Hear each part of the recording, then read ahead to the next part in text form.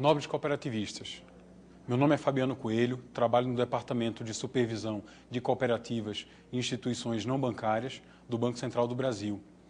Esta apresentação que vamos fazer trata, resumidamente, do novo regime prudencial do cooperativismo, né? Então, é o novo regime prudencial aplicado às cooperativas de crédito. Ao final desta apresentação, você deve entender: qual foi a motivação da mudança do tratamento prudencial dado ao cooperativismo de crédito brasileiro. 2.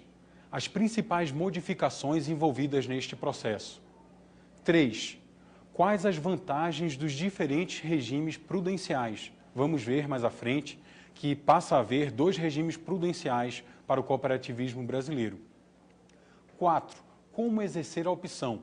Cada instituição cooperativa terá de optar por um dos 2 regimes, né, que iremos discutir mais à frente. E, por último, quem procurar no caso de pretender orientações mais específicas nesse processo e nessa transição. Bom, então vamos começar tratando da primeira questão, da motivação. Houve no passado recente, no Brasil, várias demandas do segmento cooperativista, assim como algumas de outros segmentos também, mas tratamos aqui do cooperativismo,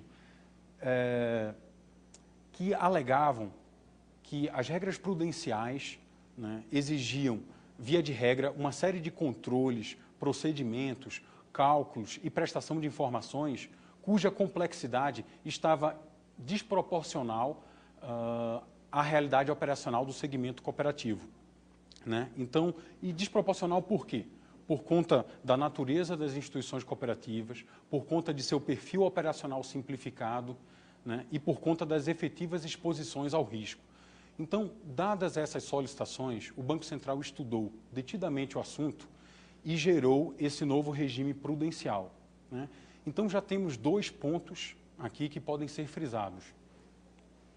Primeiro, que essas demandas são oriundas do setor. Então, todo esse movimento de modificação, de adaptação do regime prudencial para o segmento cooperativista decorre de demandas do próprio setor. E, em segundo lugar, qual foi o objetivo? O objetivo foi assegurar que a mensuração e os controles fossem adequados, porém, sem obrigar a procedimentos incompatíveis e desproporcionais ao negócio, o que termina por prejudicar a eficiência da intermediação financeira realizada pela instituição. Então, esses foram os objetivos perseguidos com essa nova regulamentação e esse novo modo de supervisão. Abordaremos agora o segundo ponto, que são as principais modificações envolvidas nesse processo. Essas modificações foram introduzidas principalmente pela Resolução 3897, de 2010. Então, vamos ver. A principal modificação é que passa a haver 2 regimes prudenciais, quais sejam o regime prudencial completo e o regime prudencial simplificado. O que é o regime prudencial completo? Basicamente, o regime prudencial completo é a manutenção do status quo em relação às normas prudenciais. Então, a gente sabe que as normas prudenciais são baseadas nos acordos de Basileia, né, que visaram primordialmente os bancos internacionalmente ativos, e as cooperativas que optarem por permanecer nesse regime prudencial completo estarão fundamentalmente dentro desse bojo de aplicação das normas prudenciais, exigindo controles complexos e procedimentos bastante detalhados e muito sensíveis ao risco. E o regime prudencial simplificado é o regime adaptado, customizado às situações do cooperativismo brasileiro. Então, espera-se que a grande maioria das cooperativas brasileiras optem por esse regime prudencial simplificado. Que inovações introduz esse novo regime? Bom, ele simplifica o cálculo, os controles e a prestação de informações ao Banco Central. Então, vamos tratar um pouco desse regime prudencial simplificado. Não trataremos tanto do regime prudencial completo, visto que ele é apenas a continuação do que já existe. Abordaremos inicialmente o cálculo. Bom, a gente sabe que no regime prudencial completo, o cálculo do capital regulamentar a ser mantido pela instituição é composto por várias parcelas. Primeiro, há a parcela para o risco de crédito, a conhecida como PEPR. E então há a parcela para o risco operacional, POPR. Depois temos a RBAN, que é a parcela para cobrir o risco de taxa de juros da carteira no Banking Book. E aí temos as parcelas para cobrir as parcelas tradicionais do risco de mercado, que é a PJUR 1, a PJUR 2, a 3 e a 4, além da PECAM, a PECOM e a PACS. Bom, só para a gente lembrar um pouquinho, a PJUR 1 ela é calculada com base no valor em risco da carteira, então é um máximo, onde você pega um máximo do valor em risco pela média histórica ou valor em risco atual da carteira. A PJUR 2, você já usa a metodologia da Maturity Ladder, né? Então você marca mercado, depois aloca as exposições em vários vértices.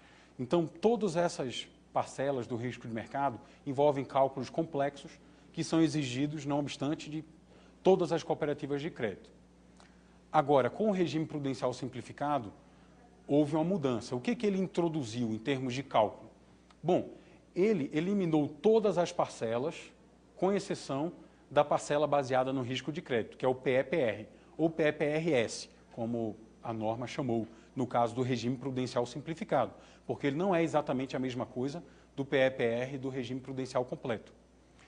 Então, a gente viu que, em termos de cálculo e, consequentemente, em termos de prestação de informações, há uma enorme simplificação para as cooperativas singulares e centrais que optarem pelo regime prudencial simplificado. Vamos abordar um pouco a parcela PEPR no risco prudencial simples e no risco prudencial completo, apenas para termos um exemplo de comparação. Bom, no caso, utilizamos um exemplo de um crédito de uma cooperativa singular no valor de R$1.000. Qual é o capital exigido para suportar os riscos oriundos desse crédito da singular? Bom, no caso do RPC, ou seja, o sistema atual, nós temos uma exposição de R$1.000, né, e ele está sujeito a um fator de ponderação de risco. Esse fator de ponderação de risco, ele poderia até ser 75% no caso das cooperativas de crédito. No entanto, como envolve um cálculo trabalhoso e a maioria das cooperativas não utiliza e acaba utilizando de 100%. Então, a gente utiliza um fator de ponderação de risco de 100%, que é frequente no cooperativismo, e aí ainda incide para chegar ao capital final, para suportar esse risco, o fator F, né, que é de 11% no Brasil. Em Basileia é 8%, no Brasil, regra geral para o sistema financeiro é 8%. Então, chega-se a um capital de R$110 para suportar este empréstimo de R$1.000 feito para um associado da cooperativa. O que ocorre no regime prudencial simplificado? Bom, nós temos a mesma exposição de R$1.000, claramente. No entanto, o fator de ponderação de risco, nessa metodologia simplificada, é de 85%. Por quê? Porque se reconheceu na norma que as cooperativas de crédito têm uma carteira com características de varejo, né? Então, embora muitas cooperativas não façam os cálculos exigidos pela norma do regime completo para identificar a carteira de varejo, que tem critérios complexos de granularidade, por exemplo, ela não perde, não deixa de ser varejo essa característica da carteira de crédito das cooperativas brasileiras. Então, tem um fator de ponderação de 85% no regime simplificado. No entanto, o fator F, aplicado a toda a carteira, é de 13%, no caso de uma cooperativa singular filiada à central. Então, fazendo essa conta aqui, 1.000 vezes 85% vezes 13, nós chegamos a um capital para essa mesma operação. Esse capital seria de R$110,5. Então, vimos que o capital, no caso dessa operação, é bastante similar, tanto no regime prudencial completo, como no regime prudencial simplificado. Lembrando que, no regime prudencial simplificado, não há mais todas aquelas parcelas para a cobertura dos demais riscos. Então, o capital tenderia a baixar nesse caso. Mas é apenas um exemplo, voltaremos ao assunto em seguida.